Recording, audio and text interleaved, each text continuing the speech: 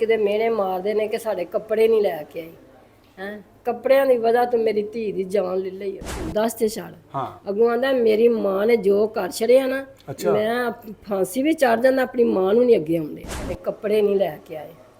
ਕੱਪੜੇ ਮੈਂ ਪਹਿਲੋਂ ਮੁਕਲਾਵੇ ਦੇ ਨਾਲ 17 18 ਸੂਟ ਬਣੇ ਨੇ, ਮੈਂ ਸਾਰੇ ਕੱਲੇ। ਮੁੱਠੀਆਂ ਮੈਂ ਪਾਈਆਂ ਹਨ, ਕਾਂਟੇ ਪਾਏ ਸਨ, ਨੱਕ ਪਾਇਆ ਸੀ, ਉਹ ਵੀ ਲਾ ਕੇ ਇਹਨੇ 10 ਦੇ ਨੋਟ ਵਿੱਚ ਲਵੇਟ ਕੇ ਤੇ ਜੇਬ 'ਚ ਪਾਏ। ਇਹ ਉੱਥੋਂ ਨੇ ਆਪਣੇ ਮੀਆਂ ਦਾ ਵੀ ਸੂਟ ਲਿਆ, ਉਹਦੀ ਘੜੀ ਵੀ ਲਈ ਏ, ਉਹਦਾ ਪਰਫਿਊਮ ਵੀ ਲਈ ਏ।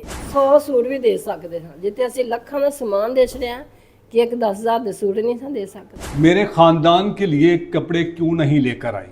गुजरांवाला की 22 साल हाफिज़े कुरान लड़की को शादी के 15 दिन बाद उसके शोहर ने अपनी मां के साथ मिलकर तेज़ाब पिलाकर मौत की नींद सुला दिया।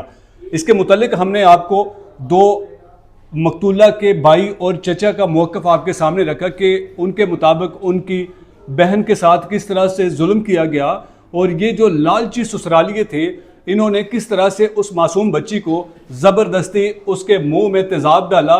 फिर उसके बाद जब उसकी तबीयत ख़राब हुई तो उसके घर वालों को उस वक्त कॉल की जब मकतूला के भाई अपनी बहन को जो लाखों रुपए का सामान उस ससुराल में पहुंचा चुके थे और कुछ सामान जो इनके घर मौजूद था वो गाड़ी पर लोड करके उस अपनी मकतूला बहन के घर छोड़ने की तैयारी में थे कि इन्हें एक कॉल आती है और फिर उसके बाद ये इनकी ज़िंदगी जो है वो अचानक से जो है वो तब्दील हो जाती है कि इनको किस तरह से ये पता चलता है कि इनकी बेटी को जो है वो उसको तेज़ाब पिला दिया गया है और मरने वाली मकतूला खतून अपने साथ होने वाली जो जुल्म की दास्तान है वो खुद लिख कर पुलिस को बयान देती है कि उसको किस तरह से इसके ससुराल वालों ने मौत की नींद सुलाया। मकतूला रुखसार की वालिदा मेरे साथ मौजूद है, उनसे जानते हैं कि उनकी बेटी को कत्ल करने वाले जो उसके जालिम ससुराली हैं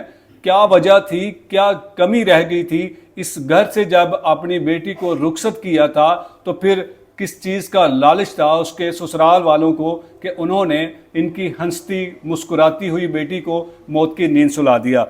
माँ जी किवें होया सी ਤੁਹਾਡੀ बेटी ਨੂੰ ਕੀ गुनाह कर बैठी सी अपने ससुराल वाले ਦਾ कि उन्होंने उन्हें कत्ल कर दिता जे। कोई गुनाह नहीं सी, ਉਹ ਸਿਰਫ ਇਹਨਾਂ ਉਹਨਾਂ ਨੇ ਸੁਣਿਆ ਕਿ ਆਖਿਆ ਸਾਡੇ ਕੱਪੜੇ ਨਹੀਂ ਲੈ ਕੇ ਆਏ।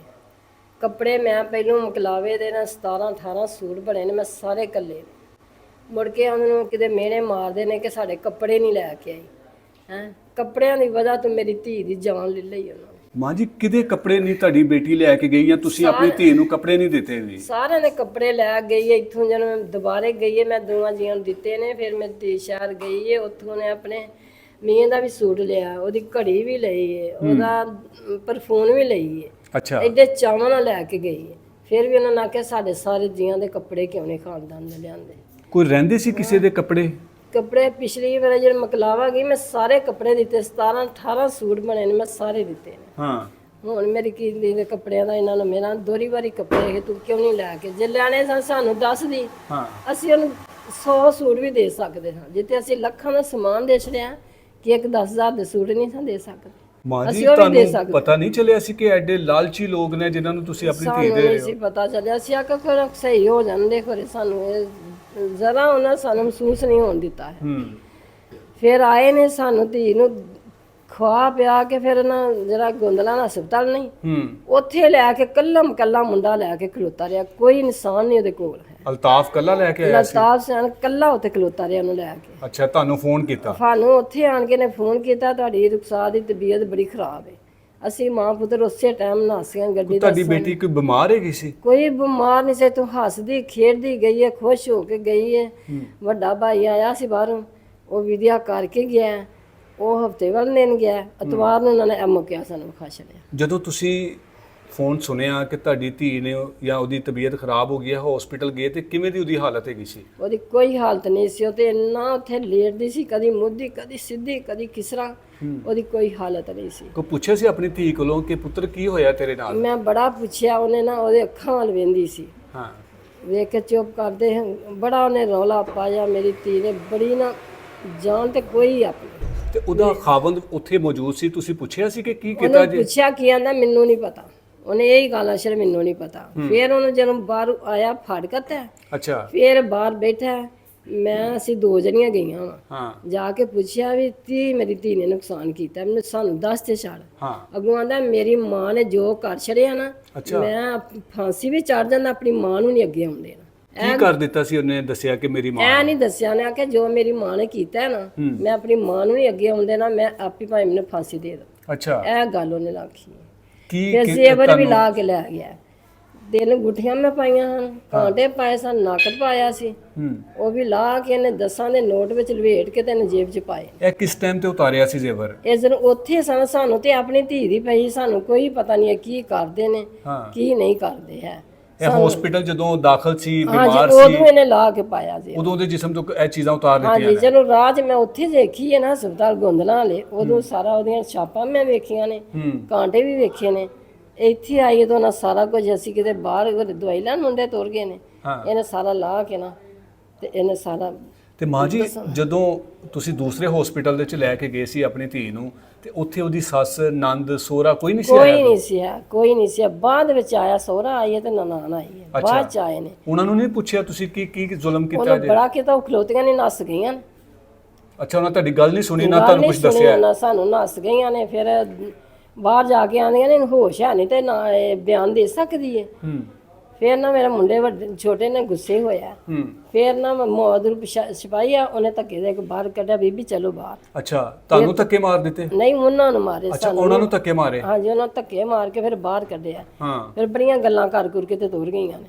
ਕੀ ਕੋਈ ਗੱਲਾਂ ਕਿਵੇਂ ਦੀਆਂ ਕਰਦੇ ਪਏ ਸੀ? ਆਂਦੀਆਂ ਨੇ ਬੋਲ ਸਕਦੀ ਨਹੀਂ ਤੇ ਬਿਆਨ ਦੇ ਸਕਦੀ ਹੈ। ਅੱਛਾ, ਤੁਹਾਡੀ ਧੀ ਪੜ੍ਹੀ ਲਿਖੀ ਸੀ? ਪੜ੍ਹੀ ਲਿਖੀ ਸੀ, 12 ਪੜ੍ਹੀ ਸੀ, ਹਾਫਜ਼ੇ ਕੁਰਾਨ ਸੀ। ਮੇਰੀ ਧੀ ਨੇ ਬੜੇ ਬੱਚੇ ਪੜਾ ਛੜੇ ਨੇ।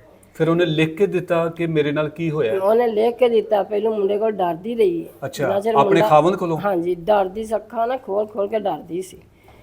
ਫਿਰ ਜਦੋਂ ਉਹ ਬਾਹਰ ਹੋ ਗਏ ਨੇ ਨਾ ਕਿ ਬਾਹਰ ਹੋ ਜਾਵੇ, ਬਾਹਰ ਆ, ਫਿਰ ਉਹਨੇ ਬਹਿ ਕੇ ਲਿਖ ਕੇ ਬਿਆਨ ਦਿੱਤੇ ਨੇ। ਖੁਦ ਤੁਹਾਡੀ ਧੀ ਨੇ ਮਰਨ ਤੋਂ ਪਹਿਲੇ ਲਿਖ ਕੇ ਦਿੱਤਾ? ਹਾਂਜੀ, ਉਹਨੇ ਬਹਿ ਕੇ ਲਿਖ ਕੇ ਦਿੱਤੇ ਨੇ ਕਿ ਮੇਰੇ ਨਾਲ ਇਸ ਤਰ੍ਹਾਂ ਇਹਨਾਂ ਨੇ 2 ਜਣਿਆਂ ਨੇ, ਪਹਿਲਾਂ ਉਹਨਾਂ ਕਿਹਾ ਸੱਸ ਨੇ ਪਿਆ, ਫਿਰ ਉਹਨਾਂ ਆਖਿਆ ਕਿੰਨਾ ਸੱਸ ਨੇ ਬਿਆਨ ਨਹੀਂ ਦੀ, 2 ਜਣਿਆਂ ਨੇ ਪਿਆ। ਅੱਛਾ, 2 ਕਿਹੜੇ ਸੀ? ਇਹ ਨਹੀਂ ਦੱਸਿਆ, ਤੇ ਉਹਨਾਂ ਦੀ 2 ਸੱਸ ਨਾਲ ਸੀ ਤੇ 2 ਜਣੇ ਸਨ। ਅੱਛਾ, 2 ਜਣੇ ਉਹਨਾਂ ਮਿਲ ਕੇ ਤੁਹਾਡੀ ਧੀ ਨੂੰ ਜ਼ਬਰਦਸਤੀ ਤੇਜ਼ਾਬ ਮਿਲ ਲਾਇਆ? ਕੇ ਪਿਆਇਆ ਉਹਨਾਂ ਮੇਰੀ ਧੀ ਨੂੰ ਜਿੰਨਾ। ਸਾਨੂੰ ਤੇ ਇਨਸਾਫ ਮਾਂ ਜੀ, ਮਾਵਾਂ ਧੀਆਂ ਤੇ ਦੁੱਖ ਸੁੱਖ ਸਾਂਝੇ ਹੁੰਦੇ ਨੇ, ਸਮਝਦੀਆਂ ਨੇ, ਧੀਆਂ ਦੱਸਦੀਆਂ ਨੇ। ਕੋਈ ਧੀ ਨੇ ਕੋਈ ਤੁਹਾਨੂੰ ਕੋਈ ਆਖਰੀ ਵਾਰੀ ਕੋਈ ਗੱਲ ਦੱਸੀ ਕਿ ਮੈਂ ਇਹ ਸਸੁਰਾਲ ਵਾਲੇ ਅੱਛੇ ਨਹੀਂ ਹੈ? ਨਹੀਂ, ਮੈਨੂੰ ਨਹੀਂ ਦੱਸੀ, ਕਿਸੇ ਨੇ ਦੱਸੀ, ਕਿਸੇ ਦੋਸਤ ਤੇ ਉਹਨੂੰ ਦੱਸੀ। ਆਪਣੀ ਉਹਨੇ ਸਹੇਲੀ ਨੂੰ ਕਿਸੇ ਨੂੰ ਦੱਸਿਆ? ਹਾਂਜੀ, ਉਹਨੇ ਮੈਨੂੰ ਫਿਰ ਬਾਅਦ ਮੈਂ, ਤੁਸੀਂ ਉਦੋਂ ਦੱਸਦੇ, ਮੈਂ ਆਪਣੀ ਧੀ ਜਾ ਕੇ ਲੈ ਆਉਂਦੀ। ਅਸੀਂ ਸਮਾਨ ਲੈ ਕੇ ਜਾਣ ਲੈ, ਸਮਾਨ ਲੱਦਿਆ ਸੀ, ਅਸੀਂ ਪੇਟੀਆਂ ਦਾ ਸਮਾਨ ਸਾ ਕੇ ਵੇਖੋ ਸਾਰਾ ਖਿਲਰਿਆ ਪਿਆ। ਸਾਰਾ ਸਮਾਨ ਤੁਸੀਂ ਉਹਦੇ ਘਰ ਪਹੁੰਚਾ ਦਿੱਤਾ ਸੀ? ਨਹੀਂ, ਪਹੁੰਚਾਣਾ ਨਹੀਂ ਸੀ, ਤੇ ਲੱਦਿਆ, ਗੱਡੀ ਦੇ ਉੱਤੇ ਲੱਦਿਆ ਨਾ। ਹਾਂ, ਤੇ ਉਧਰੋਂ ਫੋਨ ਆ ਗਿਆ, ਇੱਕ ਪੇਟੀ ਕੱਢ ਕੇ ਲੱਦ ਲਈਏ ਤੇ ਦੂਸਰੀ ਲੈਣ ਗਏ ਨੇ, ਫੋਨ ਆ ਗਿਆ ਬੇਟੇ ਨੂੰ, ਇਹਨੇ ਫਟਾਫਟ ਗੱਡੀ ਬਾਹਰ ਕੱਢੀ, ਅਸੀਂ ਨੱਸ ਗਏ ਉੱਥੇ। ਸਾਡੇ ਜਾਂਦੇ ਨੂੰ ਕੱਲਾ ਲੈ, ਯਾਨੀ ਕਿ ਅੱਧਾ ਸਮਾਨ ਤੁਸੀਂ ਪਹਿਲੇ ਭੇਜ ਦਿੱਤਾ ਸੀ, ਅੱਧਾ ਕੁਝ ਪਿਆ ਸੀ? ਫਰਨੀਚਰ ਭੇਜਿਆ, ਸੇਬ ਭੇਜੀਏ, 2 ਸਕਾਨ ਵਾਲੀਆਂ ਧੋਣ ਮਸ਼ੀਨਾਂ ਭੇਜੀਆਂ ਨੇ। ਹਾਂ, ਜ਼ਰੂਰਤ ਦੀਆਂ ਚੀਜ਼ਾਂ ਤੁਸੀਂ ਪਹਿਲੇ ਭੇਜ ਦਿੱਤੀਆਂ? 4 ਪਾਈਆਂ ਭੇਜੀਆਂ ਨੇ, 5, ਤੇ ਕੂਲਰ ਜਿਹੜਾ ਉਹ ਵੀ ਇਹਨਾਂ ਲਾਇਆ। ਤੇ ਇਸ ਤਰ੍ਹਾਂ ਕਰਕੇ ਸਾਰੀਆਂ ਚੀਜ਼ਾਂ ਬਾਕੀ ਮੋਟੀਆਂ ਘਰ ਛੜੀਆਂ, ਸਿਰਫ ਪੇਟੀਆਂ ਦਾ ਸਮਾਨ ਰਹਿ ਗਿਆ। ਰਜ਼ਾਈਆਂ ਸਾਰੀਆਂ ਕੱਢੀਆਂ ਨੇ ਬਾਹਰ, ਪੇਟੀਆਂ ਦੇ ਵਿੱਚ ਲੱਦਣ ਡਏ ਆ। ਸਾਨੂੰ ਕੀ ਅਸੀਂ ਖੁਸ਼ੀਆਂ ਨਾਲ ਲੈ ਕੇ ਚੱਲੇ ਸਾਂ, ਸਾਡੀ ਧੀ ਨਾਲ ਇਹ ਜ਼ੁਲਮ ਕਰ ਛੜਿਆ। ਤੁਸੀਂ ਹੁਣ ਕੀ ਚਾਹੁੰਦੇ ਹੋ? ਤੁਹਾਡੀ ਧੀ ਤੇ ਵਾਪਸ ਨਹੀਂ ਆ ਸਕਦੀ? ਅਸੀਂ ਆਨੇ ਸਾਨੂੰ ਇਨਸਾਫ ਚਾਹੀਦਾ, ਅਸੀਂ ਇਨਸਾਫ ਲੈ। ਤੇ ਪੁਲਿਸ ਨੇ ਇਹਨਾਂ ਦੋਵਾਂ ਮਾਂ ਪੁੱਤਰਾਂ ਦੇ ਵਿੱਚੋਂ ਕਿਸੇ ਨੂੰ ਗ੍ਰਿਫਤਾਰ ਕੀਤਾ ਹੈ? ਮੁੰਡਾ ਗ੍ਰਿਫਤਾਰ ਹੋਇਆ। ਮੁੰਡਾ ਗ੍ਰਿਫਤਾਰ? ਮਾਂ ਨੱਸ ਗਈ, ਮਾਂ ਨੂੰ ਆਂਦੇ ਨੇ ਗਏ ਨੇ ਲੈਣ ਤੋਂ ਤਾਲੇ ਵੱਜੇ ਨੇ। ਸਾਰੇ ਘਰ ਦੇ ਨੱਸ ਗਏ ਨੇ? ਸਾਰੇ ਨੱਸ ਗਏ ਨੇ, ਘਰ ਤਾਲੇ ਵੱਜੇ ਨੇ। ਸਿਰਫ ਤੁਹਾਡਾ ਜਿਹੜਾ ਕਾਤਲ ਦਮਾਦ ਹੈਗਾ ਉਹੀ ਗ੍ਰਿਫਤਾਰ ਹੋਇਆ ਹੈ? ਉਹੀ ਗ੍ਰਿਫਤਾਰ। ਉਹਨੇ ਆਖਿਆ ਕਿ ਮੇਰੀ ਮਾਂ ਨੇ ਜੋ ਵੀ ਕੀਤਾ ਹੈ ਨਾ, ਹਾਂ, ਮੈਂ ਮਾਂ ਨੂੰ ਨਹੀਂ ਅੱਗੇ ਹੁੰਦੇ ਨਾ, ਮੈਨੂੰ ਭਾਵੇਂ ਫਾਂਸੀ ਚਾੜ। ਉਹਨੇ ਇਹ ਨਹੀਂ ਕਿਹਾ ਕਿ ਮੇਰੀ ਮਾਂ ਨੇ ਜੋ ਕੀਤਾ ਹੈ ਬਹੁਤ ਗਲਤ ਕੀਤਾ ਹੈ? ਇਹ ਨਹੀਂ ਆਖਿਆ। ਉਹਨੇ ਆਖਿਆ ਮੇਰੀ ਮਾਂ ਨੇ ਜੋ ਵੀ ਕੀਤਾ ਹੈ ਨਾ, ਹਾਂ, ਮੈਂ ਆਪਣੀ ਮਾਂ ਨੂੰ ਨਹੀਂ ਅੱਗੇ ਹੋਣ ਦੇਣਾ, ਤੇ ਮੈਂ ਨਾ ਮੈਨੂੰ ਭਾਵੇਂ ਫਾਂਸੀ ਚਾੜ। ਮਾਂ ਜੀ, ਕਿਵੇਂ ਧੀਆਂ ਦੇ ਨਾਲ ਸਸੁਰਾਲ ਦੇ ਵਿੱਚ ਇਸ ਤਰ੍ਹਾਂ ਦੇ ਜ਼ੁਲਮ ਹੋ ਜਾਂਦੇ ਨੇ? ਕੀ ਕਹੋਗੇ ਤੁਸੀਂ ਇਹੋ ਜਿਹੇ ਜ਼ਾਲਮ ਲੋਕਾਂ ਨੂੰ ਕਿ ਕਿਉਂ ਕਿਸੇ ਦੀਆਂ ਧੀਆਂ ਦੇ ਨਾਲ ਜ਼ੁਲਮ ਕਰਦੇ ਹੋ? ਸਾਡੇ ਨਾਲ ਆਣ ਕੇ ਸਾਨੂੰ ਨਹੀਂ ਸੀ ਪਤਾ, ਅਸੀਂ ਤਾਂ ਆਖਿਆ ਪਲਾਲ ਕਰਦੀ ਏ, ਫਿਰ ਕਿ ਦਿਖ ਚੰਗੀ ਏ। ਹਾਂ, ਕੋਈ ਲਾਲਚੀ ਤੁਹਾਨੂੰ ਜਦੋਂ ਆਂਦੇ ਸੀ ਤੁਹਾਡੇ ਘਰ, ਜਦੋਂ ਰਿਸ਼ਤਾ ਤੈਅ ਹੋਇਆ ਸੀ, ਉਦੋਂ ਵੀ ਨਹੀਂ ਮਹਿਸੂਸ ਹੋਇਆ ਕਿ ਇਹ ਕਿਵੇਂ ਦੇ ਲਾਲਚੀ ਨੇ? ਕੋਈ ਮਹਿਸੂਸ ਨਹੀਂ ਹੋਇਆ। ਤੇ ਇਹ ਇਹ ਜਿਹੜੀ ਇਹਨਾਂ ਨੇ ਆਖਿਆ ਕਿ ਸਾਡੇ ਕੱਪੜੇ ਬਣਦੇ ਨੇ। ਫਿਰ ਮੈਂ ਉਹਨਾਂ ਨੂੰ ਸਾਰਿਆਂ ਜੀਆਂ ਨੇ, ਧੀਆਂ ਨੂੰ, ਜਵਾਈਆਂ ਨੂੰ, ਸਾਰਿਆਂ ਨੂੰ ਕੱਪੜੇ ਦੇ ਕੇ ਆਈ। ਅਸੀਂ ਇੰਨੀ ਮਾਂ ਉਤਰ ਗਏ, ਇੰਨੀ ਮੰਜੀ ਭਰ ਗਈ ਸੀ। ਤੇ ਜਦੋਂ ਮਾਂ ਜੀ ਤੁਸੀਂ ਕੱਪੜੇ ਛੱਪੜੇ ਸਾਰਾ ਕੁਝ ਦੇ ਆਏ ਸੀ ਤੇ ਫਿਰ ਕਿਸ ਚੀਜ਼ ਦੀ ਕਮੀ ਫਿਰ ਹੈ? ਆਂਦੇ ਨੇ ਜਦੋਂ ਤੀਸਰੀ ਵਾਰ ਆਏਗੇ ਫਿਰ ਵੀ ਸਾਡੇ ਕੱਪੜੇ ਲੈ ਕੇ ਆਉਂਦੇ। ਕੱਪੜੇ ਕਿਉਂ ਨਹੀਂ ਆਉਂਦੇ? ਇਹ ਏਡੇ ਨੰਗੇ ਬੈਠੇ ਹੁੰਦੇ ਸੀ? ਹਾਂ, ਐਡੇ ਹਰਾਮ ਦੇ ਲਾਲਚੀ ਕਿੱਥੋਂ ਸਾਨੂੰ ਟੱਕਰ ਗਏ। ਸਾਨੂੰ ਤੇ ਮਰੀਆਂ ਨੂੰ ਆਜ ਮੇਰੀ ਧੀਆਂ ਵਰਗੇ ਸਾਨੂੰ ਇਨਸਾਫ ਦੇ ਛੜੇ बस।